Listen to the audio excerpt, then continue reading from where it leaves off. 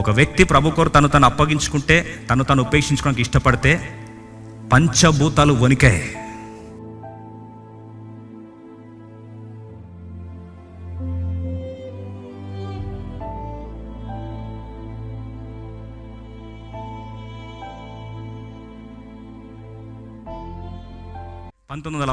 సంవత్సరం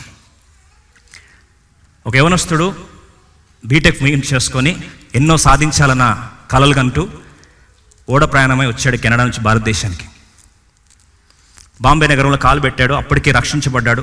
దేవుడు అంటున్నాడు, భారతదేశం పట్టం చూపించి నువ్వు భారతదేశంలో సేవ చేయాలనేసరికి అన్నాడు, ప్రవ్వా నేను సేవ చేస్తాను కానీ జాబ్ చేస్తూ చేస్తాను ప్రవ్వా అన్నాడు.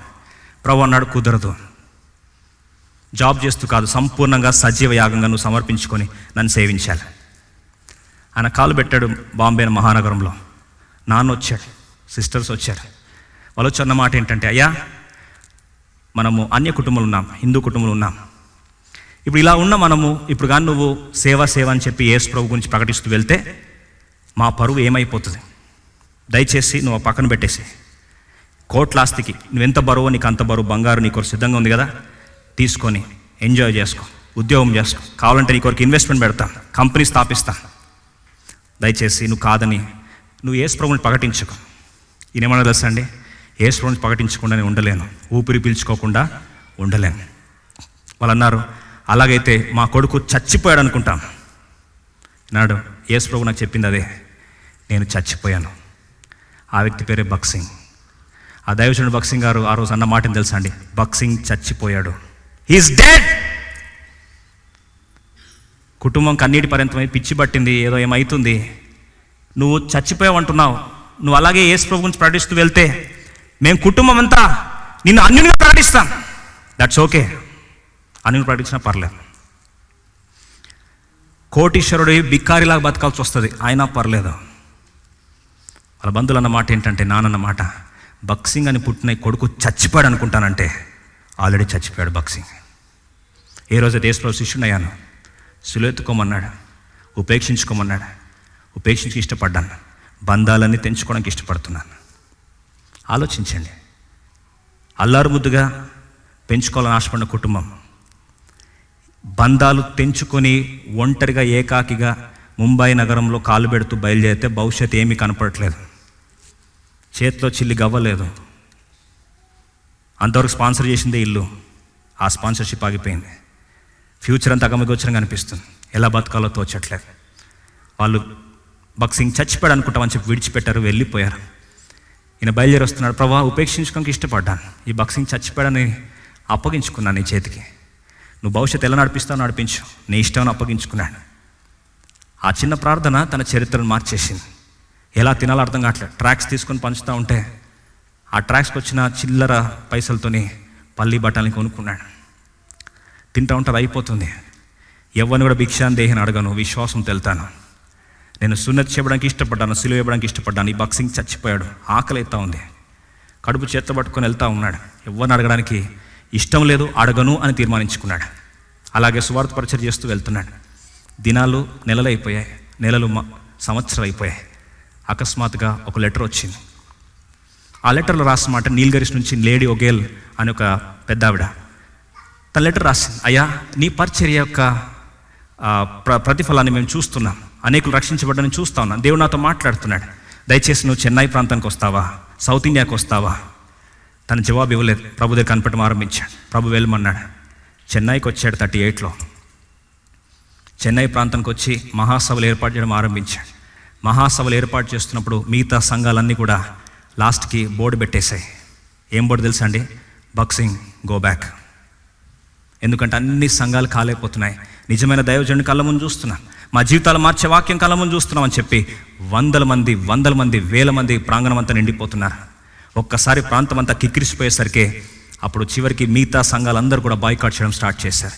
ఎవరైతే భక్సింగ్ దగ్గరికి వెళ్తారో వాళ్ళని మా సంఘ సభ్యత్వం నుంచి తీసి పడేస్తాం. ప్రజలు తెగించి కాళ్ళడుగు ముందుకేస్తున్నారు. ఏమవుతుందో అర్థం కావట్లేదు. బైబిల్ సొసైటీ మూసేసుకుంటున్న పరిస్థితిలో ఒక్కసారి డిమాండ్ పెరిగింది.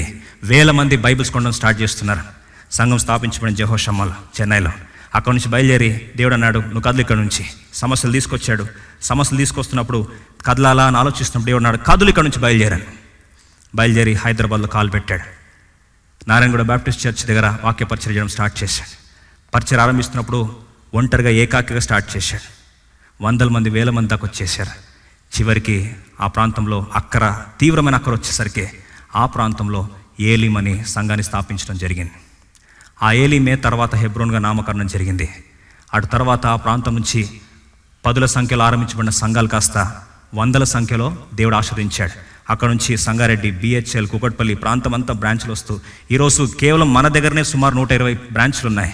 ఇది సరిపోదన్నట్టు ప్రపంచం అంతటా సుమారు 10,000 సంఘాలకు పైగా ఒక్క వ్యక్తి తను ఉపేక్షించుకొని తెగించి ముందుకు వచ్చాడు. చరిత్రలు మారిపోయినాయి. ఈరోజు ఇండిజినస్ క్రిస్టియన్ చర్చ్ యాక్టివిటీ మూవ్మెంట్కి ఆయనే తొలి అడుగు వేయడం ఆరంభించాడు. చరిత్రలు మారిపోయినాయి క్రైస్తవ చరిత్ర భారతదేశంలో. అది సరిపోదన్నట్లు చివరికి ఎప్పుడైతే భక్సింగ్ గారు పరిచర్య చేసి ఒకరోజు సెప్టెంబర్ 17వ తారీఖు అర్ధరాత్రి ఆ సందర్భంలో తన తుది శ్వాస విడిచాడు. ఆ విడిచిన సందర్భంలో ఒక్కసారి ఆలోచించాడు, తను ఉపేక్షించిన వ్యక్తిని దేవుడు ఎలా కనపరుస్తాడో. ఆ సెప్టెంబర్ 17th నైట్ హైదరాబాద్లో ఎప్పుడు జరగని రీతిగా ఫస్ట్ టైం ఆయన ఆత్మను విడిచి వెళ్తున్న పరిస్థితుల్లో అదే టైంలో సెప్టెంబర్ 17th రోజు రెక్టర్ స్కేల్ 2.5 44 కిలోమీటర్స్ రేడియస్లో హైదరాబాద్ ప్లాటూ రీజన్ ఎప్పుడు కూడా భూకంపం జరగదు. అట్లాంటి ప్రాంతంలో ఒక్కసారి భూమి కుదిపేశాడు దేవుడు. ఆయన ఆత్మ పరలోకానికి వెళ్తున్నప్పుడు ఏ అగ్నిరథాలు వచ్చాయో భక్సింగ్ గారి యొక్క ఆహ్వానాన్ని పొందుతున్నప్పుడు భూమి కంపించింది. కావాలంటే న్యూస్లో చూడండి, Hyderabad second bat షేకెన్ by quake September 17, 2000. ఒక వ్యక్తి ప్రభు కొరకు తను అప్పగించుకుంటే, తను ఉపేక్షించుకోవడానికి ఇష్టపడితే పంచభూతాలు వణికాయి. ఆయన నిర్గమం అప్పుడు భూమి కంపించింది. శాస్త్రవేత్తలు, మెటరాలజికల్ డిపార్ట్మెంట్ వాళ్ళు ఎందుకైందో తెలియదండి. ఈ ప్రాంతంలో రాకూడదు, అసలు ఎందుకు వచ్చిందో తెలియదు. మానవాతీతమైన కార్యంలో దేవుడు ఒక సామాన్య వ్యక్తి ద్వారా చేసుకోవడానికి ఇష్టపడ్డాడు. 22వ తారీఖు ఆ జరిగిన సందర్భంలో హాస్పిటల్ నుంచి తీసుకెళ్ళి మేము ఉన్నాం. మన వ్యాన్లో తీసుకొని వెళ్ళాం. ఒకసారి బాడీని తీసుకొని హెబ్రోన్ తీసుకొని రావడం జరిగిన తర్వాత 22వ తారీఖు సెప్టెంబర్ 22వ తారీఖు ఆ బాడీని తీసుకొని బయలుదేరాలని కొన్ని నిమిషాల్లో బయలుదేరారు. అదే వ్యాన్లో నేను కూర్చున్నాను చిన్నపిల్లోడుగా. ఆ టైంలో ఆ వ్యాన్ మీదకి బాడీని తీసుకొని వస్తూ ఉన్నారు. చూద్దామని చాలా ఆశపడ్డాను. చూడ్డానికి వీలు కాలేదు. లాస్ట్కి బాడీ డైరెక్ట్గా వ్యాన్ మీదకి వస్తూ ఉంది. చిన్నప్పుడు చెప్పిన గుర్తులన్నీ వస్తూ ఉన్నాయి. చిన్న భక్సింగ్ గారితో స్పెండ్ చేసే టైం అంతా గుర్తు వస్తూ ఉంది. ఒక్కసారి బాడీ వ్యాన్ మీద తీసుకొస్తూ ఉంది. ఒక్కసారి బాడీ పైకి తీసుకొస్తున్న సందర్భంలో బాహాటంగా బహిరంగంగా ఆ బాడీ బయటకు వచ్చింది. సూర్యుని చుట్టూ ఇంద్రధనస్సు ఫస్ట్ టైం చరిత్రలో జరిగింది. అది భక్సింగ్ గారి యొక్క పార్థివ దేహము భూస్థాపన కొరకు తీసుకొని వెళ్తున్నప్పుడు సూర్యుని చుట్టూ ఇంద్రధనస్సు చరిత్రలోనే మొట్టమొదటిసారి. పంచభూతాలు వణకడం ఏంటండి? ఒక మామూలు వ్యక్తి కదలడం అనేది సరే, చరిత్రలు మార్చడానికి కొరకే ఒక సామాన్య వ్యక్తిని సంచలనాత్మక వాడుకోవడానికి పంచభూతాలు వణికించాడు దేవుడు. తను ఉపేక్షంగా ఇష్టపడిన దేవుని దాసుని దేవుడు ఆ విధంగా గణపరిచాడు. లక్షల మంది కింద ఇసుకేస్తే రాలినట్టు లక్షల మంది బయలుదేరారు. కళ్ళారని ఒక సాక్ష్యం చూశాను. ఈ వ్యాన్ దగ్గరకు వచ్చి ఒక ఆమె ఏడుస్తూ వచ్చింది. వ్యాన్ నారాయణగూడ సెమిస్టర్ తీసుకొచ్చాను. బాడీ దింపారు వ్యాన్ మీద నుంచి. దింపిన తర్వాత ఈమె ఏడుస్తూ ఉంది. ఏం ఏడ్చింది తెలుసా అండి? సుమారు 2 సంవత్సరాలుగా ఆమె బాడీలో ఒక భయంకరమైన వ్యాధితో బాధపడుతుంది. బయట ఎక్కడ చెప్పుకోలేని పరిస్థితి. విశ్వాసంతో వచ్చి భక్సింగ్ గారి పార్థదేహం కాదండి తాకింది. భక్సింగ్ గారి బాడీని మోస్తున్న వ్యాన్, మన వ్యాన్ ఉంది, ఆ వ్యాన్ వచ్చి తాకిందట. బాగైపోయింది. ఏంటండి? శవాన్ని పట్టుకుంటే బాగవడం ఎలీషా కాలంలో జరిగింది. శవాన్ని మోసిన బండి పట్టుకుంటే బాగవడం భక్సింగ్ గారి టైంలో జరిగింది. 2 ఆత్మాభిషేకానికి చరిత్రలు మార్చడానికి కొరకు దేవుడు వాడుకున్నాడు. ఆమె సాక్ష్యం చెప్పిన ఆమె ముఖం ఇప్పటికీ నాకు గుర్తుంది. ఏమండి తెలియదు, వ్యాన్ని వచ్చి పట్టుకున్నాను అంతే. నా యొక్క జీవితం మార్చబడింది. నా సమస్య పరిష్కారం వచ్చింది. స్వస్థ పొందాను. చివరికి తీసుకెళ్ళి భూస్థాపన చేస్తే ఒకప్పుడు అందరూ అన్నారు, సొంత కుటుంబానింది, నువ్వు అన్యుడిగా చస్తావు, కుటుంబం డిజోన్ చేస్తున్నామంటే కొన్ని లక్షల మంది వారి కుటుంబాల్లో మా ఆత్మీయ తండ్రి అని చెప్పి ఈరోజు ఫోటోలు పెట్టుకున్న స్థాయికి వచ్చింది. భక్సింగ్ గారి పేరు చెప్పుకొని ఈరోజు వ్యాపారాలు చేసే స్థాయికి కూడా వచ్చేసారు.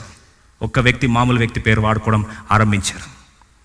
వేల కుటుంబాలు ఏ రోజైతే సొంత కుటుంబం కాదని తెగించినప్పుడు భక్సింగ్ గారు చచ్చిపోయారని చెప్పి తెగించి అడుగులేశాడు. ఈరోజు కొన్ని లక్షల కుటుంబాలు, వేల కుటుంబాలు, ఈయన మా కుటుంబ సభ్యుడు, మా ఆత్మీయ తండ్రి అని ఈరోజు కొన్ని వందల మంది ఆత్మీయ తండ్రిగా ఆయన గుర్తించారు. ఉపేక్షించుకున్న వ్యక్తి చరిత్రలో హీనుడిగా మిగిలినట్లు ప్రపంచంలో ఎప్పుడు కూడా జరగలేదు.